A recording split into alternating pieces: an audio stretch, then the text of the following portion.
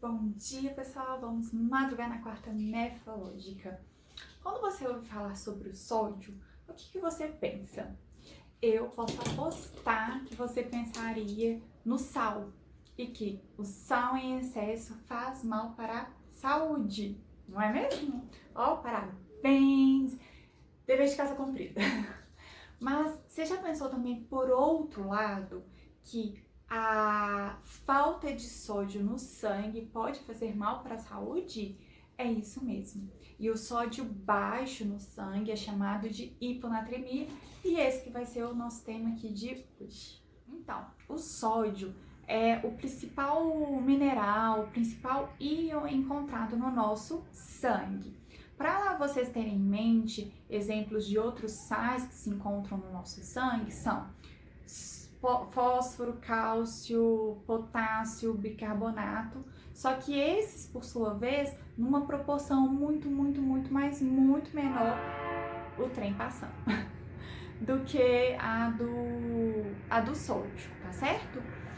E o nosso organismo, por sua vez, lança mão de várias artimanhas para tentar manter esse sódio estável, para que assim não haja grandes variações nem para mais ou para menos, até porque se houvesse essas variações, seria inviável de ter vida. A grosso modo, gente, nós temos o centro da sede que fica no nosso cérebro, mais especificamente no hipotálamo. E esse centro da sede, vai ou estimular ou inibir a produção do hormônio que chama antidiurético, tá? Hormônio antidiurético, ADH. Esse hormônio, por sua vez, ele tem a sua atuação nos rins, promovendo, como o próprio nome diz, a antidiurese, ou seja, diminuindo a perda de água pelo xixi. E uma vez que perde-se menos água pelo xixi, essa água então ficará dentro do nosso sangue. Thalita, estamos a falar de água. O assunto não era sódio? Boa observação. A maioria das causas de distúrbios do sódio são, na verdade, advindas de um desequilíbrio da nossa água corporal. Gente, isso é tão, mas tão importante que, inclusive, muitos médicos não sabem e ainda não entendem isso. Então, parabéns que você aprendeu isso hoje aqui comigo na quarta nefrológica. Mas, retomando então, uma vez que esse hormônio é produzido para mais, você acaba retendo excesso de água no seu sangue. E com isso, o seu sódio sanguíneo, ele fica diluído, ou seja, a sua concentração cai. É a chamada hiponatremia. Hiponatremia.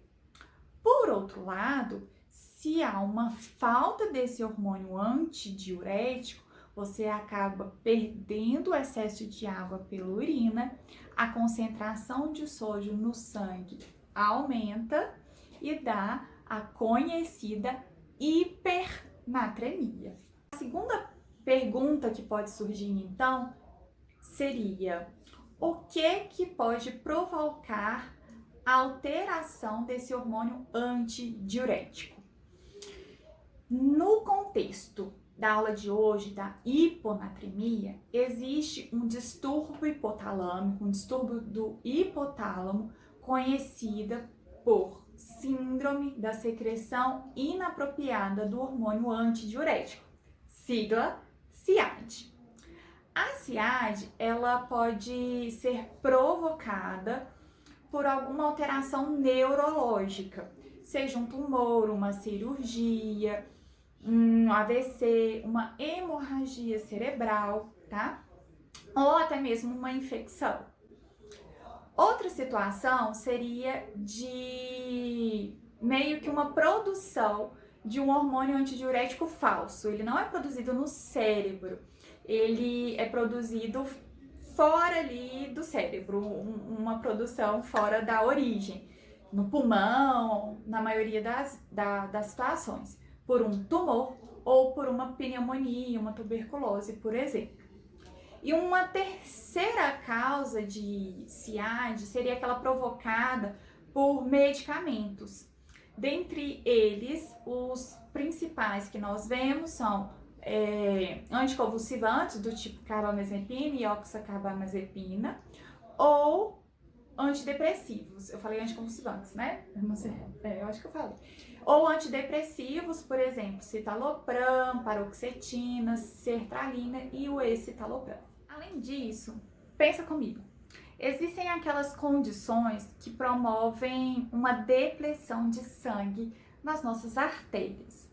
Nesta situação, o nosso organismo, numa tentativa de buscar o equilíbrio, de compensar essa depressão de sangue, induz uma produção descomunal, expressiva e desproporcional de ADH. Isso acontece aí, por exemplo, nos pacientes cirróticos, nos pacientes com insuficiência cardíaca, por exemplo. E por isso, eles podem ter a hiponatremia. Outro fato é de que a nossa espécie, ela foi feita, ela evoluiu num contexto histórico de consumir pouco sódio. E diante disso, nosso organismo ele está preparado para reter o máximo possível de sódio no corpo. E isso acontece, essa retenção, ou melhor, essa reabsorção do sódio nos nossos rins. E aí, quaisquer interferências nessa dinâmica pode provocar perdas expressivas de sódio. E essa interferência, ela acontece, né, por meio de diuréticos, principalmente dos tipos tiazídicos, que são a hidroclorotiazida, a clortalidona e a indapamida. Então, pacientes em uso desses tipos de diuréticos, que normalmente são usados para o controle da pressão ou ainda para pacientes que têm cálculo, algum tipo específico de cálculo renal, podem desenvolver como efeito adverso a baixa do sódio do sangue, a hiponatremia.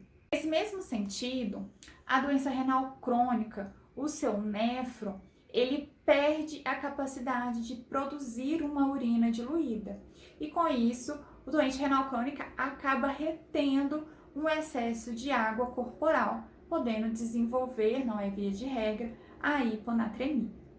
Não vou aqui adentrar, mas por um misto de fatores e mecanismos, a baixa do hormônio da tireoide no sangue, que é o hipotireoidismo, e a baixa do hormônio cortisol no sangue, ambos também podem levar à hiponatremia. Para chegar à conclusão da causa da sua hiponatremia, numa maioria das situações, uma boa história clínica aliada a exames laboratoriais básicos podem ser o suficiente. Para o tratamento, o primeiro, logicamente, é tratar a doença, se assim houver um tumor, uma doença pulmonar, uma doença cerebral, resolver a causa.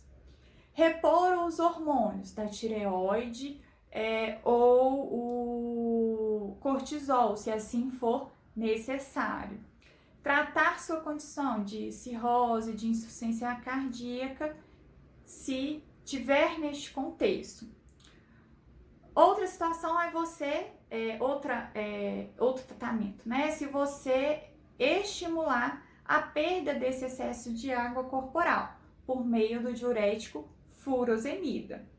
Em alguns casos muito particularizados, inibir o hormônio antidiurético em excesso com a droga que chama tolvaptan. Até lá, para reverter toda essa situação, pode ser necessário que nós reponhamos esse sódio corporal no seu organismo, dependendo aí de sintomas e do nível, do grau dessa hiponatremia.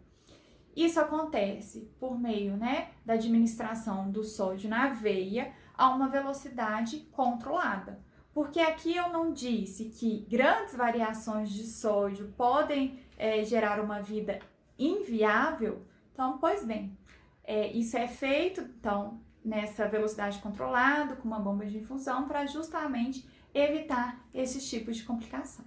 Espero que vocês tenham aprendido demais aqui comigo hoje.